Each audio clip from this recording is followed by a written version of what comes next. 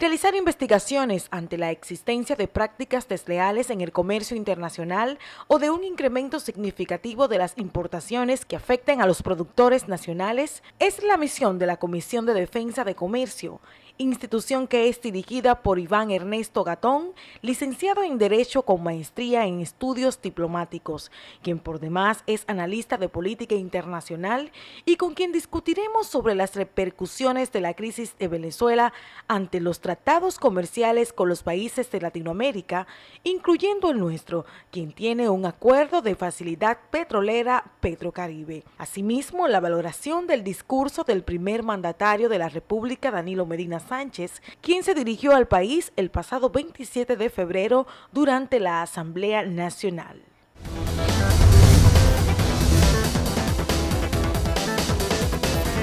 Bueno, aquí seguimos en contacto directo y tal y como ya les hemos anunciado, nos acompaña el licenciado Iván Ernesto Gatón.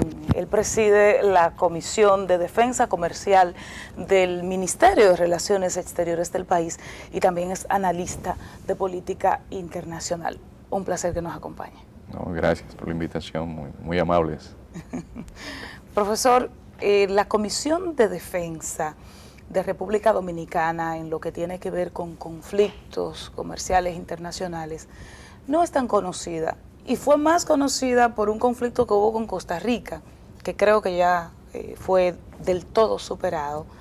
Pero ¿en qué está la comisión? ¿Cuáles logros? ¿Hay logros ya que se puedan exhibir de decirnos que vale la pena tener esa estructura muy técnica que impacta muchísimo, aunque no necesariamente lo sepamos? Nosotros en la comisión, que no solemos tocar los temas de la comisión por el carácter de confidencialidad y que hemos acordado en el pleno, los 5 comisionados, en que los temas cuando sean abordados públicamente sea con autorización del mismo, me tomo la libertad porque la información sobre la cual usted hace alusión la hicimos pública. Y es que la comisión, en este caso, pudo salvar la industria nacional que había solicitado una medida de salvaguardia.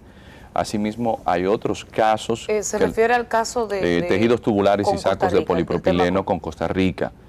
Es decir, la República Dominicana pudo salvar más de 200 empleos directos y al mismo tiempo se lograron nuevas inversiones de otras empresas para seguir fortaleciendo ese sector. Si la comisión no hubiese tomado una medida en República Dominicana, no existiese una fábrica de sacos en este momento. En cuanto a logros, hay otros casos que la comisión ya ha hecho público a través de los medios de comunicación, como es el caso de los inodoros, lavamanos, de igual forma el sector varillas, con el caso Turquía, que se fue aplicada una medida antidumping, y la comisión ha estado activa ante un foro tan complejo como es el de la Organización Mundial de Comercio, pero un punto que podemos resaltar de la comisión y es el haber tenido el apoyo puntual del Ministerio de Relaciones Exteriores a través de la Subsecretaría de Negociaciones Comerciales, asimismo del Ministerio de Industria y Comercio, y una institución tan bisoña, porque apenas tiene unos 5 años trabajando para el país, podemos calcular que empleos directos hemos salvado más de 600, pero otro elemento adicional es el recurso humano que ha venido preparando para que ante foros internacionales República Dominicana haya podido ir al Perú, a Jamaica, a defender empresas nacionales que han sido acusadas de haber cometido práctica desleal. Licenciado, la comisión a la cual usted forma parte, me imagino que tiene un trabajo constante por las prácticas y las normas que exige la Organización Mundial del Comercio. Sin embargo, nosotros desde fuera percibimos que cuando la República Dominicana se sienta a elaborar, a negociar un tratado, ni se produce la negociación, sino que todo viene impuesto. Por ejemplo, yo me atrevería a preguntar, ¿cuáles ventajas estamos teniendo los dominicanos con el DERECAFTA? ¿Qué estamos vendiendo? ¿Qué estamos comprando? ¿En dónde podemos ser competitivos? ¿En dónde no lo hemos sido? O si el monstruo que se llama Estados Unidos simplemente obligó a la República Dominicana a rubricar un acuerdo para que esté dentro del grupo. Bueno, en lo que concierne a la comisión per se, nosotros hemos desempeñado nuestra labor dentro del margen de lo que especifican los acuerdos de la ronda Uruguay, que es el mismo para todos los países. Claro. Ya entrar en el sentido de las valoraciones con relación a otros países es un asunto yo me refiero nosotros, ¿qué hemos ganado? Nosotros, por ejemplo, como institución, hemos ganado que el país no tenía la forma de protegerse ante la invasión masiva de productos que venían por debajo de su precio al mercado local y que luego hacían desaparecer las empresas. Y tenemos una ley 102 con un reglamento donde no simplemente tenemos una institución allí con una burocracia que no actúa, no, es una institución que ya ante ese foro en Ginebra de la Organización Mundial de Comercio ha defendido de forma muy contundente los intereses del país, porque las empresas que han llevado sus casos a la comisión han visto resolver los inconvenientes que tenían, porque la comisión, gracias a Dios, y como decía anteriormente, a esa sinergia interinstitucional, porque no es la comisión solamente, sino que la comisión necesita de un apoyo puntual. Por ejemplo, nuestra representación o delegación permanente en Ginebra, que en estos momentos el embajador es Luis Manuel Piantini, sin el apoyo de ellos en Ginebra sería muy difícil poder tener el nivel de desempeño tan positivo que hemos tenido hasta el momento. Yo creo que el país, la sociedad dominicana, puede ver hechos tangibles en esta institución. Al presente hay varios convenios de los cuales formamos parte, en algunos de manera exitosa, otros pueden dar que hablar, pero bueno, estamos en el DERECAFTA, que es el TLC con Centroamérica y Estados Unidos, tenemos un acuerdo con la Unión Europea también, y tenemos otros acuerdos de menor difusión con países diversos en sentido general. A propósito de estos acuerdos, ¿se han generado muchos reclamos o en sentido general están marchando sin que se generen conflictos que lleguen hasta ustedes? No, llegan a nosotros, pero el ámbito, a pesar de los acuerdos multilaterales o bilaterales que prevén que los casos de dumping y salvaguardia, de prácticas desleales de comercio, tengan que conocerse, es en el ámbito de la OMC, como ente superior que deben ser llevados. Y todo esto ya está previsto en los acuerdos de la Ronda Uruguay. Si pasamos un balance a los acuerdos que tenemos con Centroamérica, porque el mercado estadounidense es un mercado un poquito complejo, competir con ellos es bastante difícil. De Centro y Sudamérica, ¿con cuáles países nosotros estamos teniendo buenas negociaciones? Intercambio comercial, nosotros te vendemos, tú nos vendes a nosotros. Sí, evidentemente, si vemos la balanza comercial, el intercambio ha sido negativo con Centroamérica. Sí, pero eso no es desde ahora. Eso no es desde ahora. Y en este caso puedo hablar como ex técnico del Centro Dominicano de Promoción de Exportaciones, que es la institución donde me formé. Es el CIRD. Que en la actualidad es el CIRD. El tema de las exportaciones con los países centroamericanos siempre ha sido una constante. Nosotros hablamos ahora de ventanilla única, pero ya en los 90 Centroamérica estaba trabajando ventanilla única. Centroamérica tenía lo que eran los certificados de abonos tributarios, o CAT. Bueno, que de esos certificados de abonos tributarios, o CAT, esos incentivos, es que la famosa yuca mocana se llevan los esquejes a Costa Rica y ya el mercado de la yuca en Costa Rica, de Costa Rica en Estados Unidos, sobrepasa los 3 millones de dólares. Con yuca no simplemente lavada y encerada, sino también lista para servir. Nada más hay que entrarle al microondas, ya, yuca hervida. Es decir, que Centroamérica hace tiempo que tenía una política de promoción y de apoyo a las exportaciones. Aquí teníamos la antigua Ley 69, después cambia la Ley 84-99, y esos incentivos no eran, digamos, tan amplios y tan eficaces como si lo fueron en Centroamérica en su momento. Además de otro asunto importante, cultura de comercio exterior. Aquí teníamos un déficit muy serio que gracias a la Junta Agroempresarial Dominicana y a otras instituciones como la National Supermarket Association en Estados Unidos, tuvimos unos contactos con importadores. Y recuerdo que estábamos allí con estas instituciones y el señor Ira Cohen, que era el presidente de la marqueta de Hunts Point, donde Terminal Market, que es donde llegan la mayor parte de los productos que se distribuyen en Nueva York, él decía que en República Dominicana, lamentablemente, él había descubierto que a veces le enviaban la yuca sucia de tierra, que medios tramposos, que había irregularidad en el envío. Es decir, no es simplemente el Estado que apoya.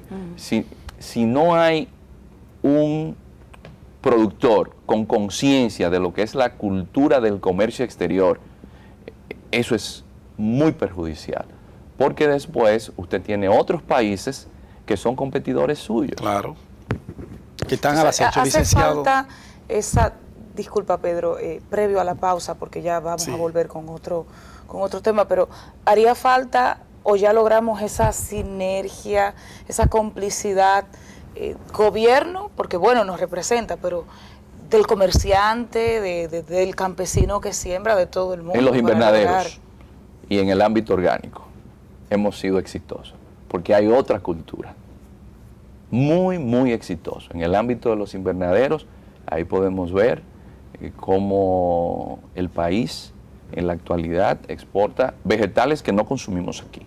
Sí. Y en el ámbito de la agricultura orgánica, tema del cual cuando estábamos en cacao, CEDOPEX, por ejemplo. No, pero es un tema que cuando estábamos en CEDOPEX, Atahualpa Domínguez es quien comienza a promover la agricultura orgánica en el CEDOPEX, donde aquí había una señora llamada Andrea Brechel, una doctora alemana, y después vino un experto ecuatoriano llamado Zuquilanda Valdivieso, y a partir de ahí se comienza a hacer una promoción. Y esa agricultura orgánica, somos el mayor exportador de cacao orgánico que tiene el planeta. Sí. Licenciado Gastón, con su anuencia nosotros vamos a hacer una breve pausa comercial y retornamos con esta conversación.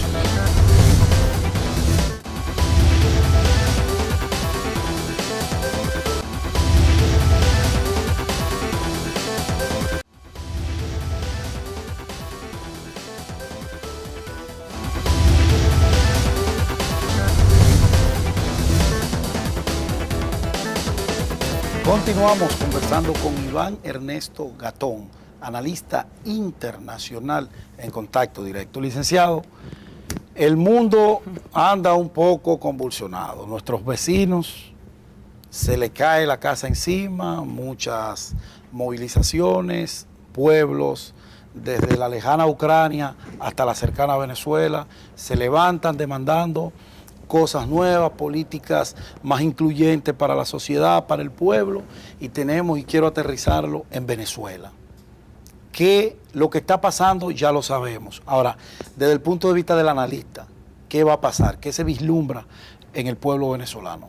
Bueno, si las partes no llegan a un consenso de darse cuenta de que la sociedad venezolana está dividida, y que Venezuela no es para la mitad de la oposición y para la mitad de los chavistas, sino para todos, como lo expresaba el Papa Francisco. Estoy siguiendo con preocupación la situación de Venezuela y llamo a un diálogo. Pero también la OEA, insulsa, llamaba a las partes a un diálogo sincero. La sociedad venezolana, que desde los tiempos de la colonia ha estado fracturada, es una sociedad que siempre ha estado dividida, no desde ahora. Esa sociedad necesita hacer un ejercicio de verse con visión común de destino. Venezuela da para todos. Es un país que no tiene un solo resquicio para justificar marginalidad y pobreza. Es uno de los países del planeta Tierra mejor dotado de recursos de todos los tipos. No hay forma de que podamos tener a Venezuela mañana en una guerra civil. Eso sería imperdonable. ¿Estamos cerca? No. Bueno, cuando usted tiene un gobierno con apenas 10 meses, que hace 2 meses y medio se celebraron elecciones municipales y el gobierno gana el 65% de las alcaldías,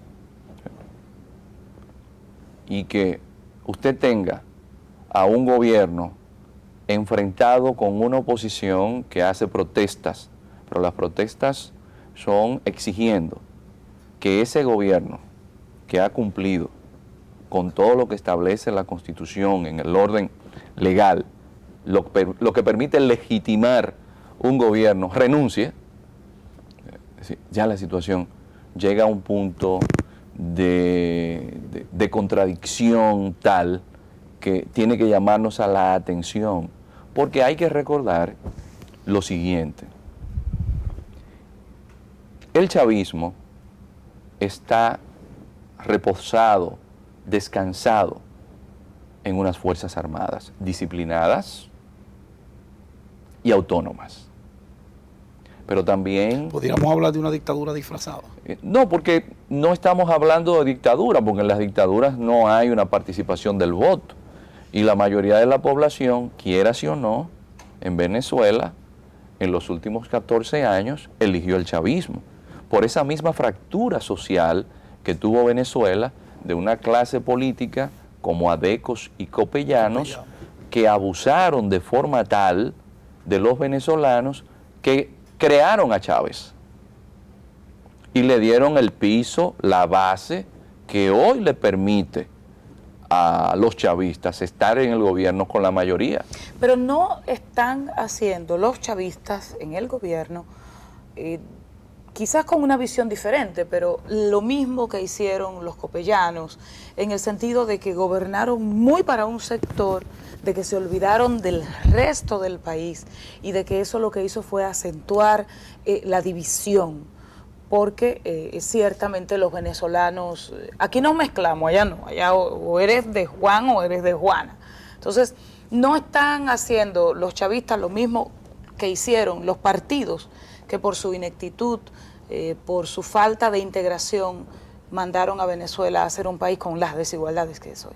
Sí, es una lástima cuando usted ve un país hermano, y quizás uno de los países que culturalmente nos parecemos más, claro, envuelto en esta lucha fratricida que no deja más que desesperanza, que hastío, en un mundo que ha cambiado de época, que ha tenido un giro copernicano, digámoslo así, y que usted note una sociedad tan lesionada que usted no pueda hablar tranquilamente con un chavista si usted demuestra algún tipo de observación con relación a lo que Chávez ha hecho. No puede hacer ningún tipo de crítica, pero la oposición, usted le habla de los chavistas y le presenta como que hay que eliminarlos. Es decir, cuando usted ve esas posiciones tan radicales en una sociedad como la venezolana, nosotros debemos preocuparnos. ¿Por qué? Porque Venezuela tiene una gran influencia en toda la región. Por el tema petróleo. El tema petróleo, pero también el tema de la influencia política que dejó Chávez. Es decir, Chávez dejó una herencia política. Bueno, recordemos lo que dijo Maduro con Haití y su situación a propósito de lo que ocurre con Dominicana, la sentencia y demás. O sea, pero ustedes se imaginan... Y ha sido determinante Venezuela en las relaciones o en el diálogo Dominicana-Haití. Bilateral. Pero ustedes se imaginan una Venezuela en problemas, Colombia con las guerrillas. El efecto que tiene eso en la región. En la región. Pero nosotros económicamente como país, ya Petrocaribe, la influencia en Nicaragua, la influencia en Haití, porque Haití la energía en gran medida quien la financia es el gobierno venezolano. Es decir, cuando una sociedad llega a ese punto de quiebre, entendemos que lo urgente es que se revise y digan, señores, nosotros podemos hacer un pacto como sociedad. Vamos a hacer una especie de New Deal, un nuevo contrato social. Pero Venezuela no puede dar un paso más hacia adelante, sin chavistas y sin la oposición. Ahora, ¿no podría la Organización de Estados Americanos en este punto tener una participación más activa, más pro Venezuela? Porque de repente la oposición dice, bueno, es difícil reunirse con un presidente que por el hecho de que yo protesto, yo soy una fascista, yo soy una anti-Venezuela, y es difícil reunirse con una oposición que no le bastan todas las veces que el propio pueblo venezolano me ha legitimado en las urnas. OEA no puede ser más activa, porque a veces nos parece que son solo siglas. Sí, lo que pasa con la Organización de Estados Americanos, hay, por ejemplo, un instrumento jurídico vinculante, que es la Carta Democrática. Pero la Carta Democrática protege al gobierno legítimamente elegido. Pero no pasó eso en Honduras. No pasó eso en Paraguay. En Honduras hubo un resquicio. Se dio una vueltecita. Pero como instrumento jurídico vinculante, la Carta Democrática protegería a Maduro. Entonces, lo que sí la OEA, bueno, puede hacer es una reunión de cancilleres, primero los embajadores, claro, luego los cancilleres, tener un ámbito de negociación con las partes, pero usted dice, ¿pero qué dice la Constitución venezolana? La Constitución venezolana establece la figura de un referéndum. Tenemos una oposición que está saliendo a las calles a demandar eso. Es a demandar que el gobierno salga. Ni siquiera por el referéndum. Que el gobierno salga, no quieren ni siquiera esperar al referéndum. Además, la oposición venezolana está dividida, sí, porque López y Capriles son enemigos.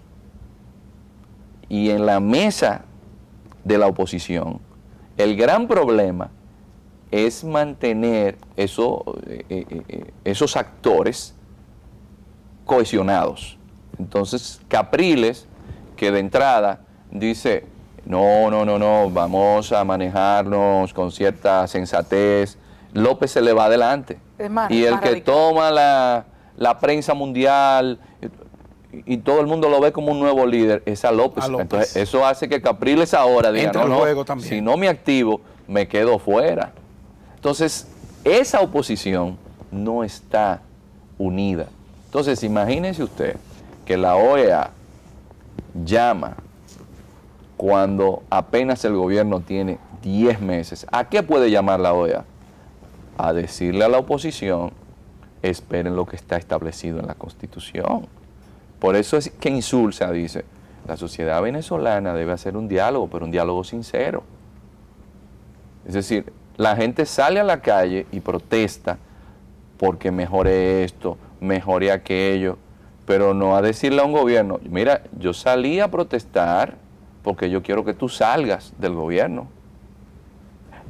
Y hay otro elemento determinante en la región, que no es la OEA, y es la UNASUR, la Unión de Naciones del Sur, que tiene otra carta democrática. Pero no ha tenido una posición. Sí. Bueno, el la cacique- tiene. Elías Jawa anda en estaba en gira, sí. Itamaraty. Bueno, sí. Pero UNASUR, por ejemplo, cuando se dio el conflicto de Evo Morales con esa tendencia secesionista de Santa Cruz de la Sierra, es Brasil con Itamaraty que determina el acuerdo de la moneda. Y entonces ahí Evo puede aplacar esas iniciativas. Por ejemplo, cuando se da el golpe de Estado a Lugo, en Paraguay también. Brasil en la UNASUR tiene incluso un consejo de defensa, de seguridad y defensa, que no incluyó a Estados Unidos. Estados Unidos quiere adherirse y Lula le dice que no. UNASUR está cohesionado y es alrededor de Brasil. Brasil, Dilma Rousseff y el PT, el Partido de los Trabajadores, su inclinación es netamente chavista. Sí, pro Chávez, pro Chávez. Maduro, Bueno, no es que los licenciado, gobiernos en sentido general. quisiéramos tener un poquito más de tiempo para ahondar más en estos tópicos internacionales que de una manera u otra pues vinculan a la República Dominicana, pero se nos ha agotado. Muchísimas gracias por estar aquí en contacto directo y a ustedes, mis amigos, hay mucho más contenido.